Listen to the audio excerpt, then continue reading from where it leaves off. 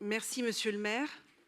Alors, à vous lire, on constate, non sans une certaine amertume, qu'à la gauche de cet hémicycle, vous semblez frappé d'une sorte d'amnésie générale, y compris celles et ceux qui étaient déjà les adjoints de Madame Hidalgo et qui portent forcément une responsabilité dans la situation que vous décrivez. Rien n'aurait existé avant vous, comme si c'était l'an zéro du pouvoir socialiste parisien. Dès lors, il faut aller au bout de votre logique et prendre les mesures qui s'imposent pour désaturer notre espace commun, le sécuriser, le rendre accessible à tous, bref, définir ce que doit être un partage de l'espace public harmonieux, parce que oui, c'est un sujet éminemment politique.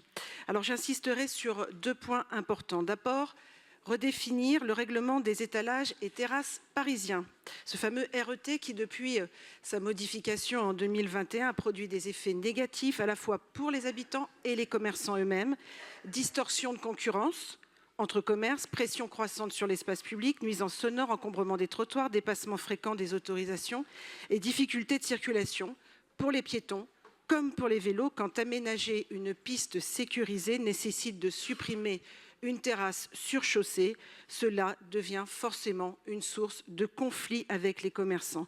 Alors oui, Paris est une fête, comme on l'entend souvent, mais une fête sans cadre, c'est l'anarchie.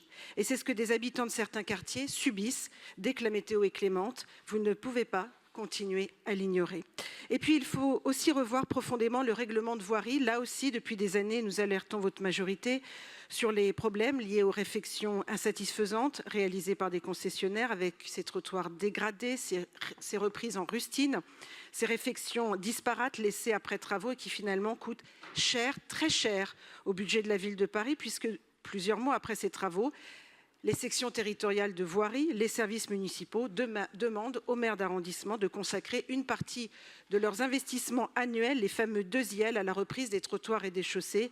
Là non plus, cette situation n'est plus tenable. Alors, monsieur le maire, avant votre départ, nous attendons aujourd'hui moins d'effets d'annonce que de règles claires, des règles appliquées, assumées et bien sûr avec les moyens budgétaires à la hauteur de l'enjeu, sans quoi cette situation que vous décrivez parfaitement dans la communication sera figée et créera durablement des conflits. Je vous remercie.